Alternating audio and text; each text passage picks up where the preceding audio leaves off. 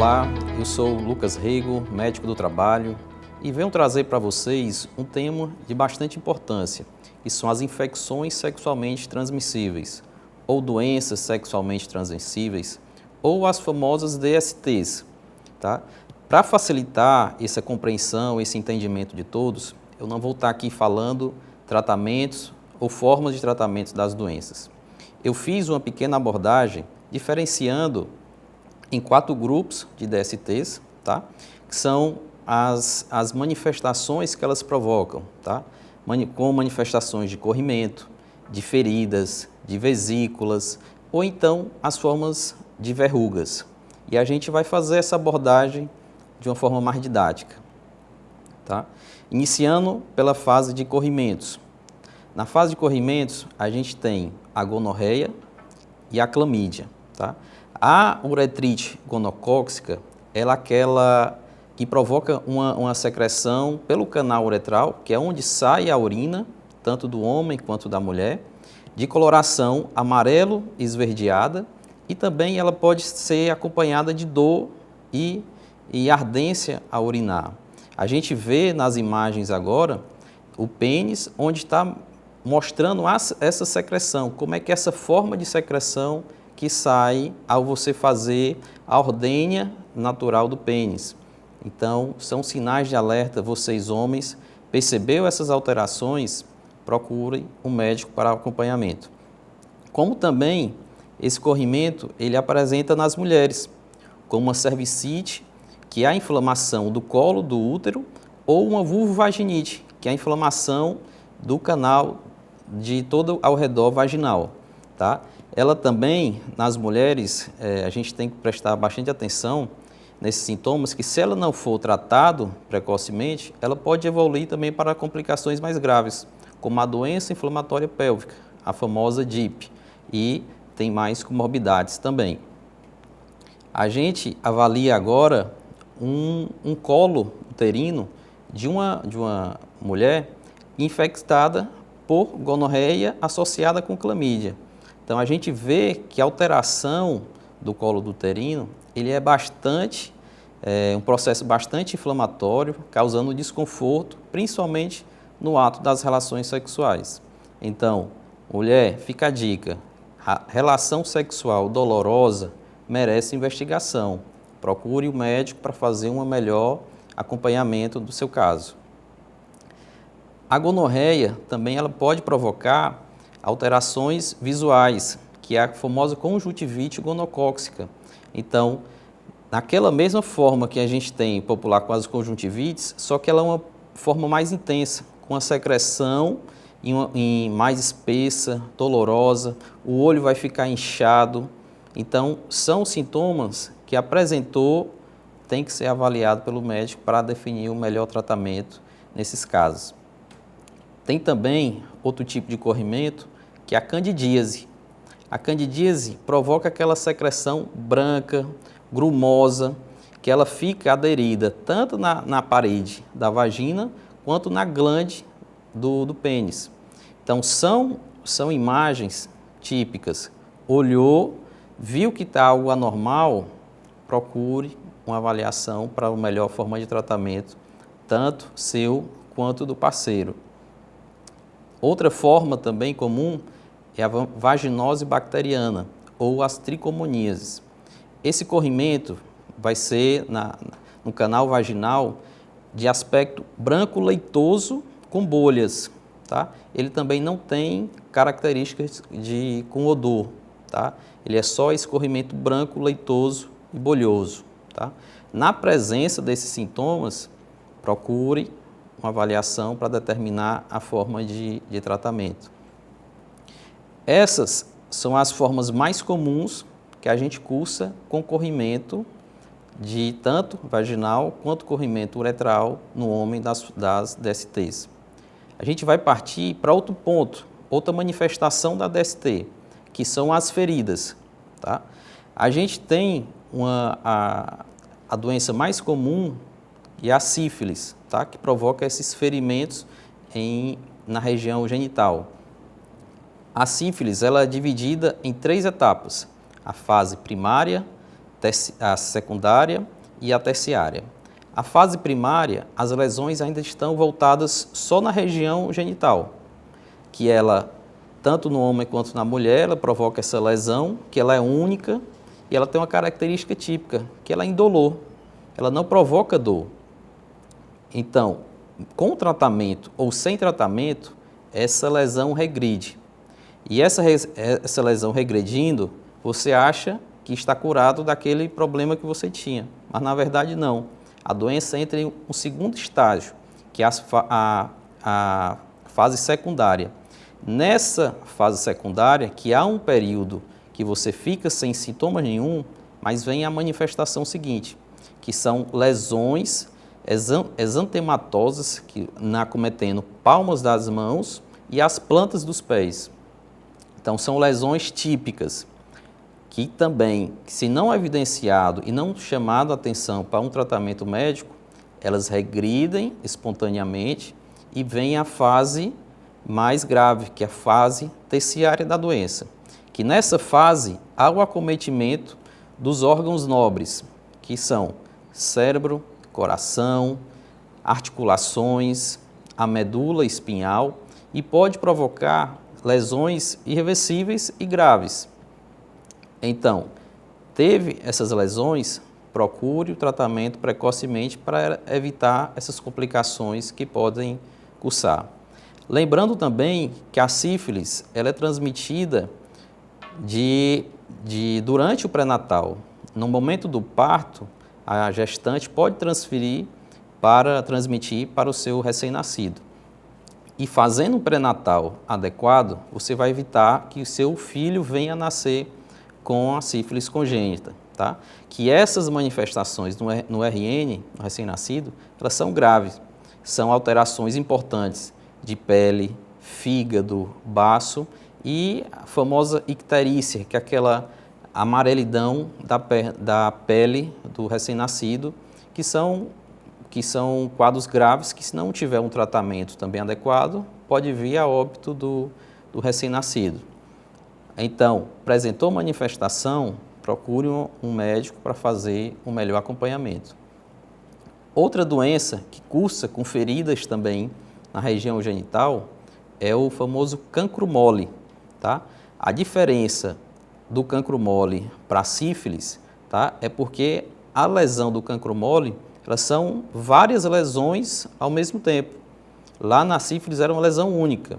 E as lesões do cancro mole, elas são bastante dolorosas. E ela tem também um aspecto de pus, tá? Então, isso aí é o que vai estar fazendo com que as lesões, elas apresentem um desconforto imenso para o paciente. Então, você tem lesão com ferimento em região genital, procure uma avaliação para o melhor tratamento. Lembrando que o cancro mole, se ele não fizer um tratamento também precocemente, ele vai haver o acometimento dos linfonodos da região inguinal, que é a região próxima dos órgãos genitais, e em casos mais avançados vai ocorrer a formação de fístulas, que é essa secreção de pus, ela vai começar a ser drenada pela coxa e outros órgãos próximos. Então, o tratamento precoce evita inúmeras complicações. Outra forma de acometimento das DSTs, tá, são em formas de vesículas. A doença mais comum do nosso meio, que cursa com vesículas, é a herpes. Tá? E a herpes ela tem duas manifestações, tanto a oral, quanto na região oral, quanto na região genital. Essas lesões, ela vem primeiramente com uma base avermelhada, começa a coçar, começa a ter aquela ardência naquela região. Em cima daquela região vai haver a formação de bolhas e vai vir o quadro doloroso. Então, ela pode tanto acometer boca com região genital.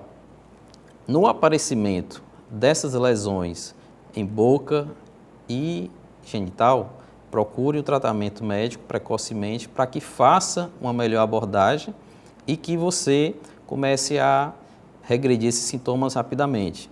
Porque nesse momento em que essas lesões estão ativas, Então, essas bolhas, ela está transmitindo. Então, você está transmitindo também para outras pessoas que tiverem contato com você, que estiver compartilhando copo, estiver compartilhando objetos de utensílios de uso comum, vai estar fazendo com que você transmita a mais pessoas a herpes.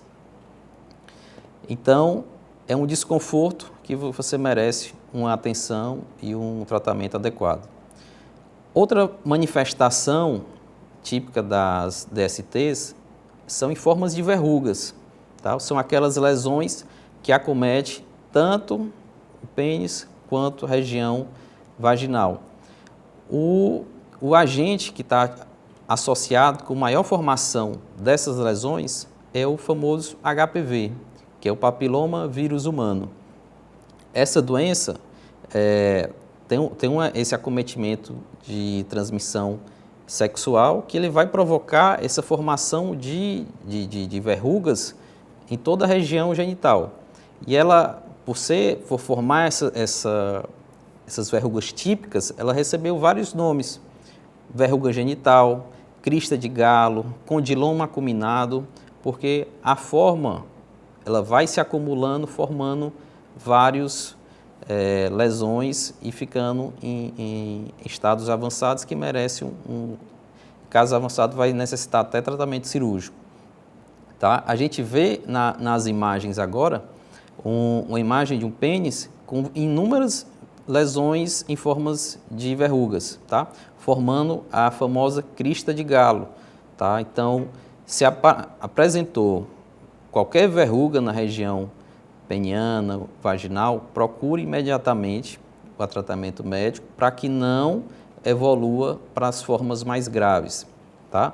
Lembrando que o HPV e essas lesões verrucosas, elas estão associadas com os fatores de risco para câncer de pênis, câncer de vagina, câncer do colo do útero, câncer da região anal, câncer de boca, laringe. Então, você prevenindo essas lesões, você também vai estar prevenindo as formas graves da doença, que são os cânceres.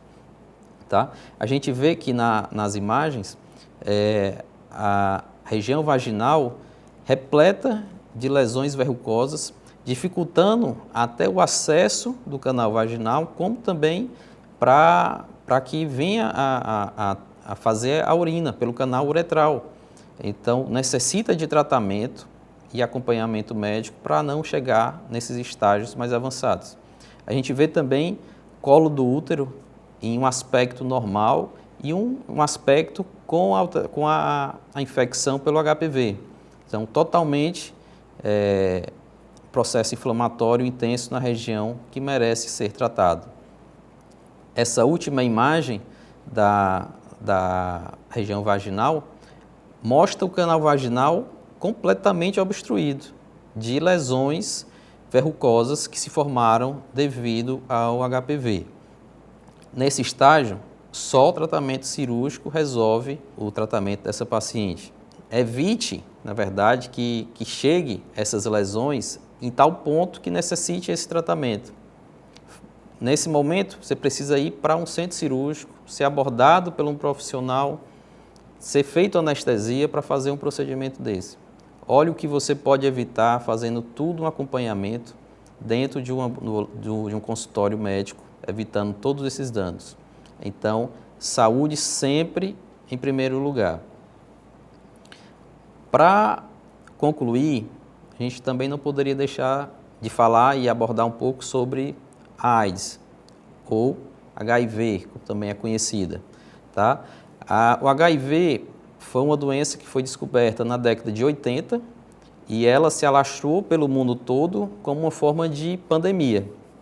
Ela se espalhou rapidamente. E hoje ela já matou, ao longo desse período, mais de 20 milhões de pessoas.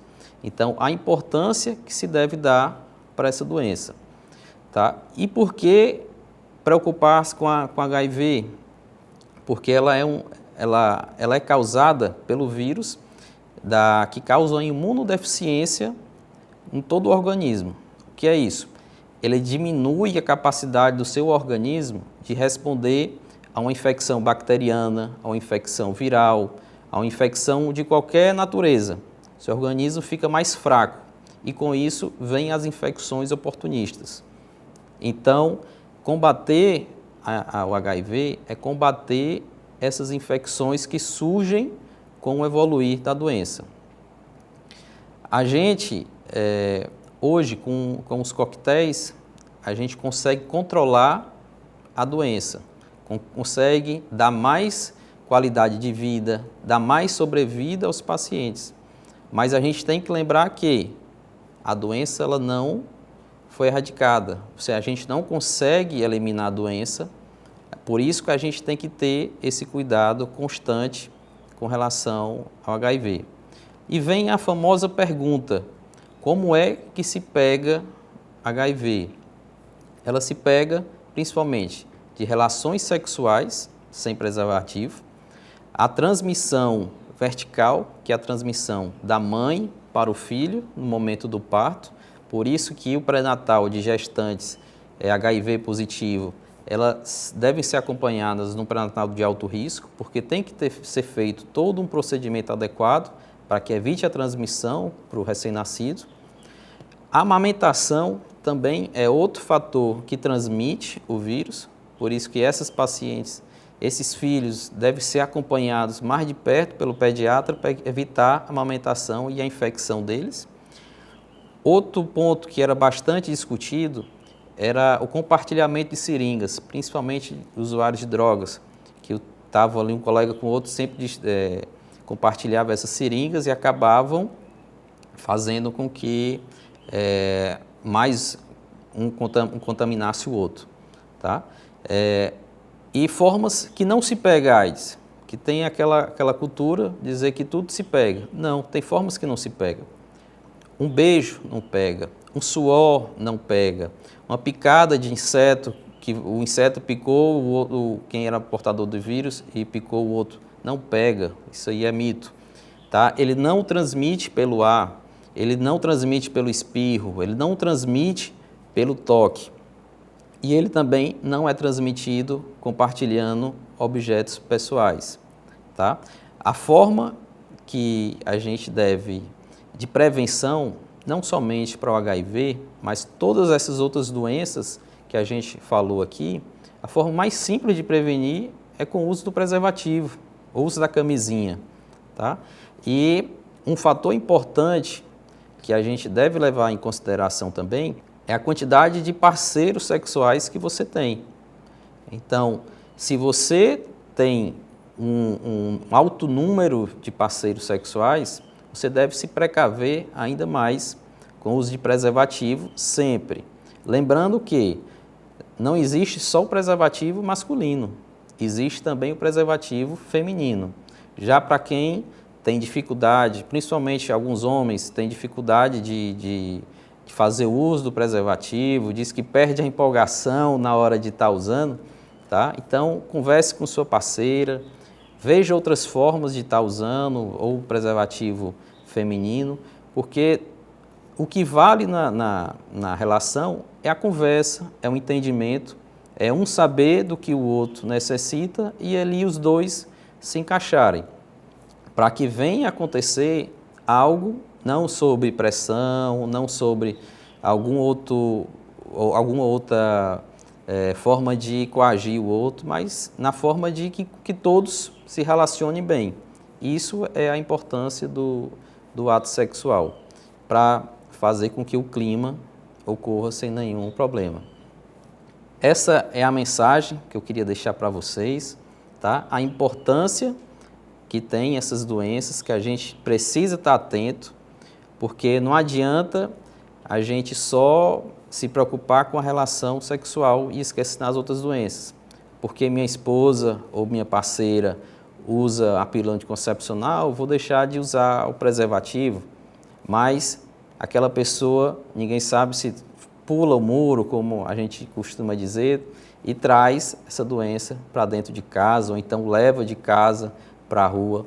Então, tenham a consciência, usem preservativo, para que você possa preservar a sua vida, a vida do seu parceiro e a vida de todos ao seu redor. Essa é a mensagem que eu queria deixar e muito obrigado a todos.